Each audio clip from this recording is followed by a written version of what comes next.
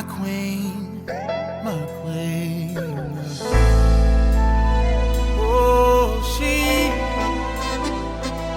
oh, she.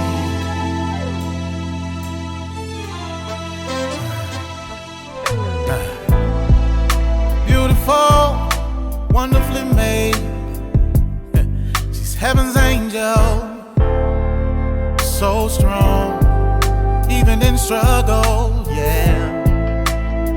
When life comes like a storm from every angle, she rises above it all, the backbone of every home. Nothing compares to all she do. The true meaning of every family. She's the glue. Yeah. Where would we be without you? You brought us Martin, Malcolm, and Obama, yeah, and Jesus too. Oh, she's sophisticated, strong, simply amazing, humble, honest, and helpful, educated, ebony, eccentric, empowering. She's a queen, she's a queen. She better treat her like a queen. Oh, oh,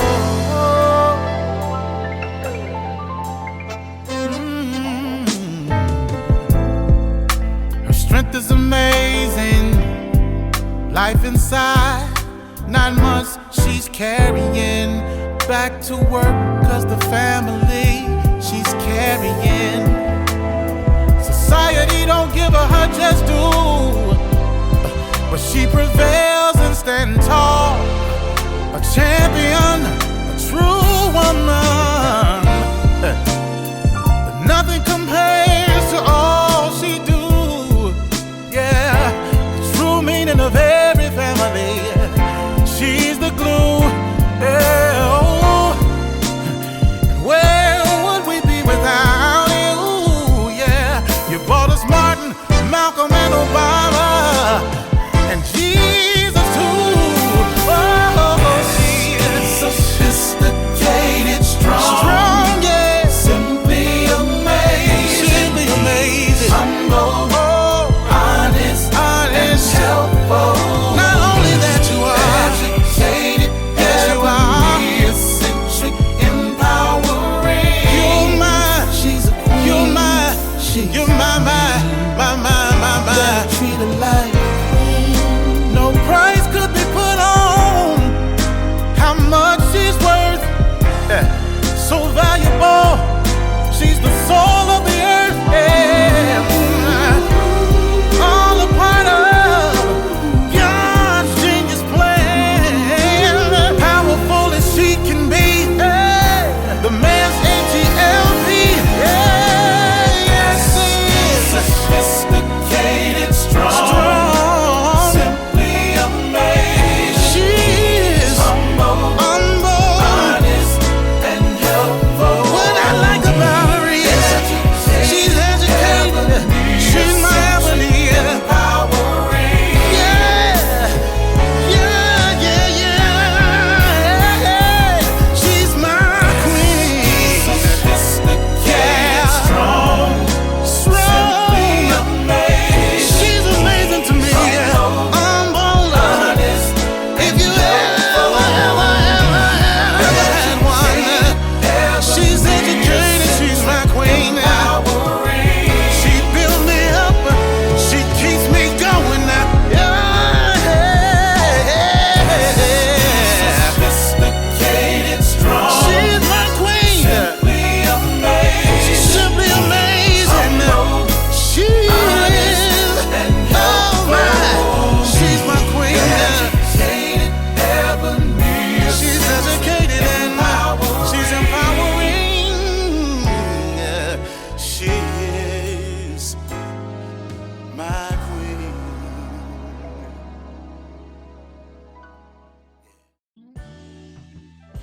Welcome back to our special edition of Let's Talk with R.C. Blakes as I am unpacking my latest book. See if you can get the whole thing. Me, My, Mine. Biblical Perspectives on Recognizing and Surviving Narcissistic Abuse. In our last time together, we looked at Chapter 1, What is a Narcissist?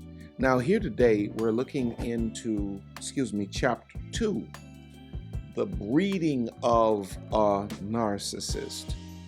Let me see if I can kind of highlight this. The million-dollar question is always, where do narcissists come from? Are they just spawns of Satan? Where do these people come from? What makes a person so diabolical and vile as some narcissists are? To some extent, it is a mystery. It's a mystery to me how, Lucifer could have done what he did. How could he have been lifted up by pride and rebellion, as good as God had been to him? How could Lucifer attempt to usurp God's, glory?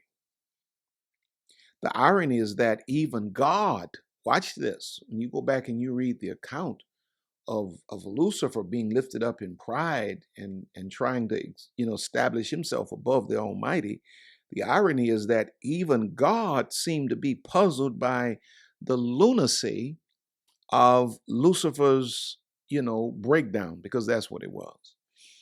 If you go to Isaiah 4:12, it says, "How art thou fallen down from heaven, O Lucifer, son of the morning?" This is God talking. "How art thou cut down to the ground, which didst weaken the nations?" So God is asking Lucifer, "What are you doing? Where did this come from?" And it had to, what are you thinking? What makes you forfeit everything that I've graced you with to self-destruct in this egocentric meltdown? Even God is like puzzled. Where does this come from? Why are you doing this? But when you look deeper, a friend of mine was on vacation in Africa many years ago and sent a video, and video just looks like beautiful ocean with the rocks in the water hitting up against the rocks. But then the instruction to the video was to look closer at the rocks.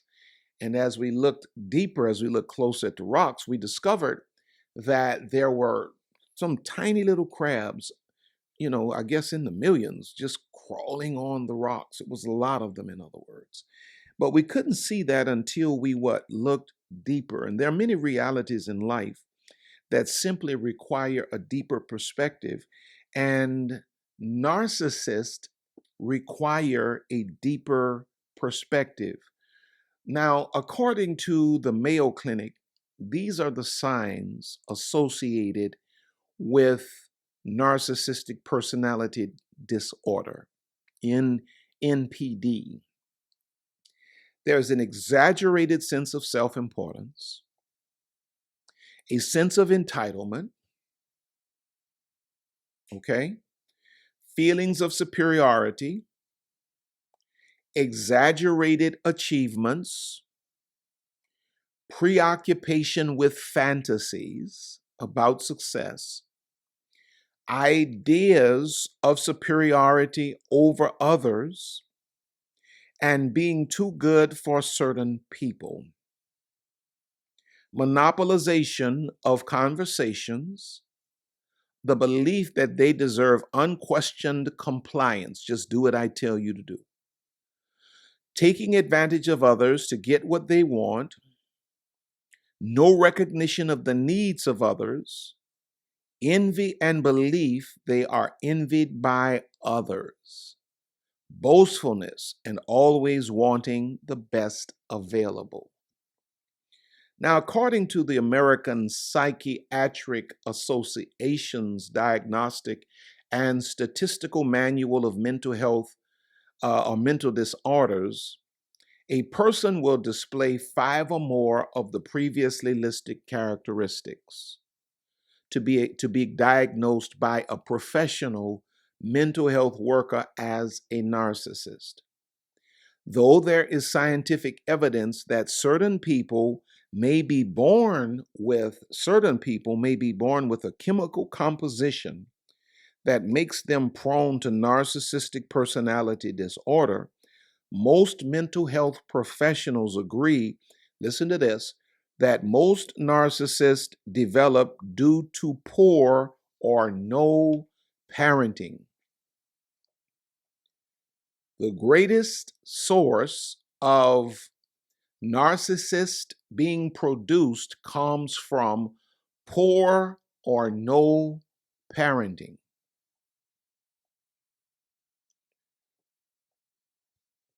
So where do narcissists come from? Number 1 on my list, traumatic childhood parenting. When children grow up in homes where they are traumatized, the narcissist has been raised to self-obsess by the kind of parenting they've been exposed to. The child had no other alternative but to self-obsess because the child did not have a parent that tended to the child's basic needs. So from a very early age, the child had to focus on me, my, mine. The child could not develop concepts of us, we, ours. No. The child had to focus constantly on me, my, mine, because the child didn't have a parent that was focused on its needs.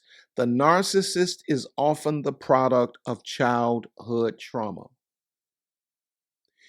Feeling emotional empathy for a narcissist, because when you hear this, you say, oh, well, I believe I can pray them through, and I believe I can help them. I believe I can love them back to health.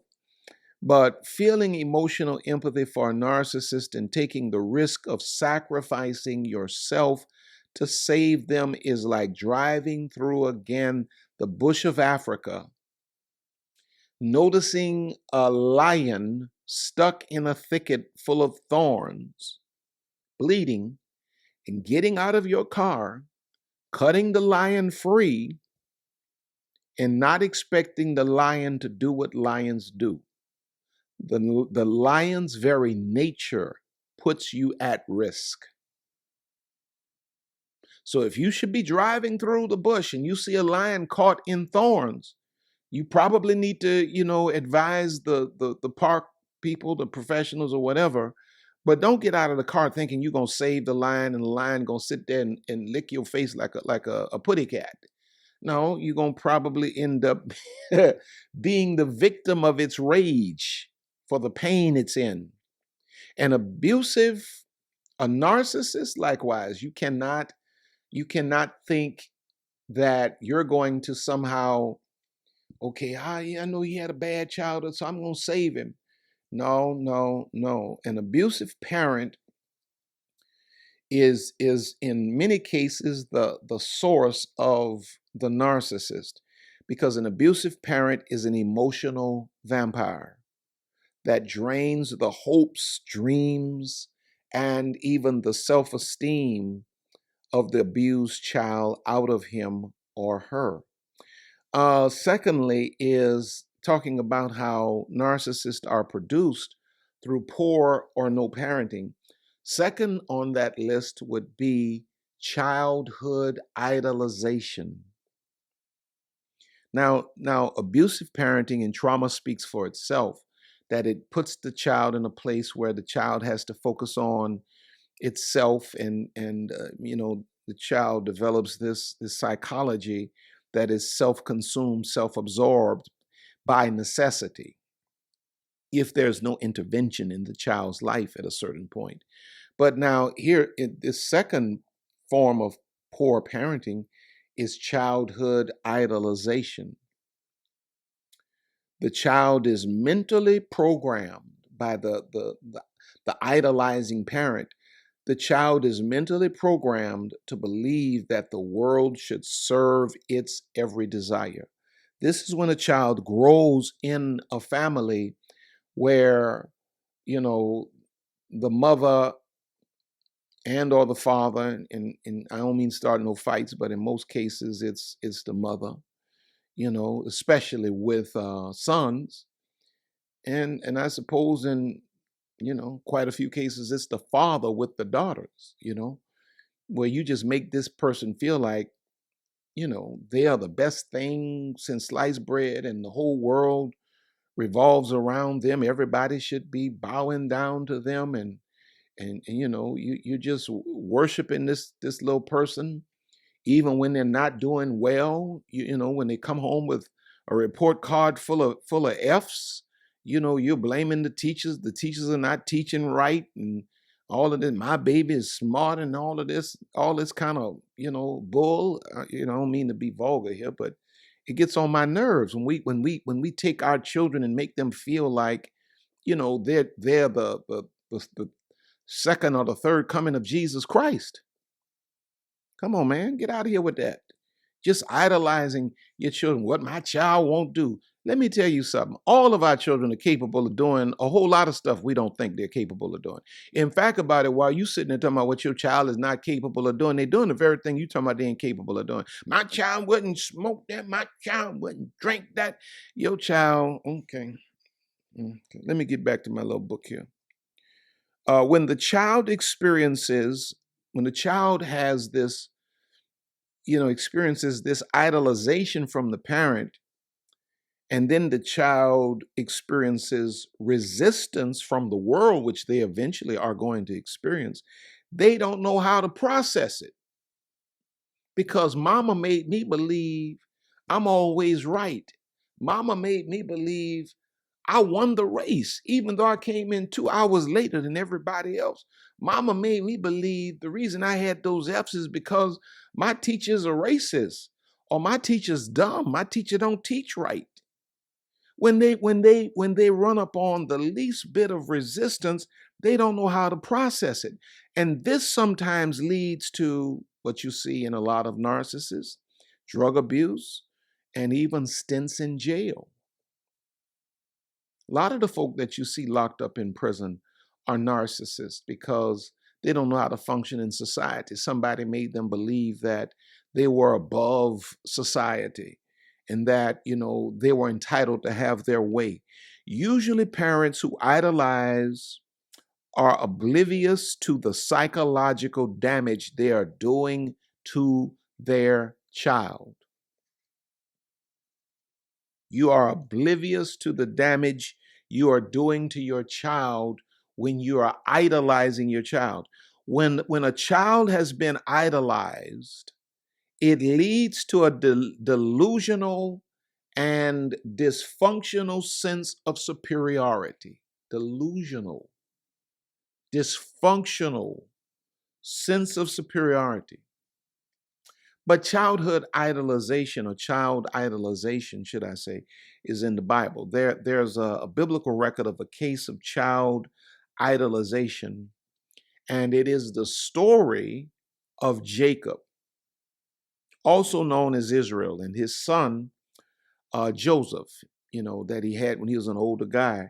Joseph was a child, again, that was born in Jacob's elder years, so Jacob felt very connected to him, though he had all of these other sons. If you go to Genesis 37, verses 3 and 4, it says, "Now Israel," or Jacob, "loved Joseph more than all his children." He idolized Joseph because he was the son of his old age. So he idolized Joseph. Now watch this. Follow me on this. While Jacob was idolizing Joseph, Joseph's brothers were being traumatized by the deference their father gave to their younger brother. Can you imagine a parent that is idolizing one child while ignoring the other children. He's idolizing one while traumatizing the others. You know what I mean? And when you read this group here, you had a few narcissists in here. You had quite a few narcissists in here. And we see the poor parenting on display. He loved Joseph more than all of his brothers. Now, though I do not believe Joseph to have been, let me read this so I can be clear with this. Though I do not believe Joseph to have been a narcissist, he was the one that was being idolized. I don't believe Joseph ended up being a narcissist on any level. I do believe that this story shows us a parapraxis with Joseph. According to Merriam-Webster, a parapraxis is an unconscious statement, spoken or written, that stems from a subconscious line of thought. In other words, it is something that slips out in speech, which reveals a deeper trend of thinking or attitude within the individual. This is more commonly known as a Freudian slip. And I bring your attention to, let's see. If you go to, there's this Freudian slip that comes out of Joseph, in my opinion, that shows us how the idolization of his father had started shaping his mentality about himself and how he perceived or dealt with others, more specifically, his own brothers. And it's found there in Genesis chapter 37, verses 5 through 11. His father had been idolizing him, loving him more than he loved all of his brothers. And now we get a chance to hear or witness this parapraxis in Joseph's mind slip out of his mouth. Genesis 37, 5 through 11. And Joseph dreamed a dream, and he told it his brethren, and they hated him yet the more. Wonder why they hated him. And he said unto them, Hear, I pray you, this dream which I have dreamed. For behold, we were binding sheaves in the field, and lo, my sheaf arose and also stood upright, and behold, your sheaves stood around about and made obeisance to my sheaf. And his brethren said to him, Shalt thou indeed reign over us, or shalt thou indeed have dominion over us? And they hated him yet the more for his dreams and for his words. And he dreamed yet another dream, and told it his brethren, and said, Behold, I have dreamed a dream more. He's rubbing it in. And behold, the sun and the moon and 11 stars made obeisance to me. And he told it to his father and to his brethren, and his father rebuked him and said unto him, What is this dream that thou hast dreamed? Shall I and thy mother and thy brethren indeed come to bow down ourselves to thee, to the earth? And his brethren envied him. But his father observed the saying. Now, here's the thing. Here's the issue I have with it. You don't see where God told Joseph to share this dream with his brethren. You know, I mean, who in their right functioning mind is comfortable saying, God showed me a vision where y'all were subservient to me, y'all were bowing down to me, and I was sitting up on the throne? Who is comfortable saying that? If God showed me a vision of me ruling over Samuel Blakes today, you best trust I'm not going to go and say, let me tell you what God showed me last night, bruh. Because there's a certain way that a well-adjusted person's mind works. But when a child has been idolized by a parent, that normal psychological process is negated. And we're beginning to see a little bit of this developing in Joseph's life. Joseph was comfortable saying to his family that they would bow in submission and inferiority to him one day. What would make Joseph tell anybody that God showed him this? Again, the Bible does not say that God told Joseph to communicate this dream. Why would Joseph not be conscious enough to know that the words he chose would incite his family? I submit this theory from a biblical perspective. Joseph's reality had been shaped by the idolization of his father, Jacob. To Joseph, it may have seemed perfectly normal to conceive of a world where he was superior and his brothers were inferior. I believe this was the beginnings of Joseph's mindset being shaped by the idolization. Why would Joseph not be able to read the room and feel the pain of his brothers the first time he shared this dream? A person that is beginning to develop in the direction of narcissistic personality disorder does not have the ability to feel what others are feeling. So I personally believe that it was divine providence, was God intervening, that separated Joseph from his father. So when his brother said, we're going to kill him, and God made him not to kill him, but they sold him into slavery. I believe Joseph needed the polar opposite experience to undo the damage that had started to happen to his psyche through the idolization of his father. So God says, I'm going to bring you from a place where you idolized to a place where you're despised. I'm going to bring you from the pinnacle of idolization, down to the abyss of, mistreatment. I'm going to make you a slave to counterbalance the damage your father's poor parenting has started in you. Now let me see something. I hope that makes sense to you. Third type of poor parenting that produces narcissist would be coddling a capable person. So when you take a person that is fully capable of age, at an age where they should be, doing certain things for themselves, and you're providing for them, you're coddling a capable person. You turn them into a dependent when at an age that they should be independent. It's the mother that goes out and works to support the grown son that's shaving and having sex and smoking weed, but don't have a job. And she's allowing him to sleep up in her house and, lounge around her home all day long, and got his friends, and she's coddling. She's what? She's creating a narcissist by her own hands. She's forming him like God formed Adam from the dust of the earth. She's forming him by her own hand.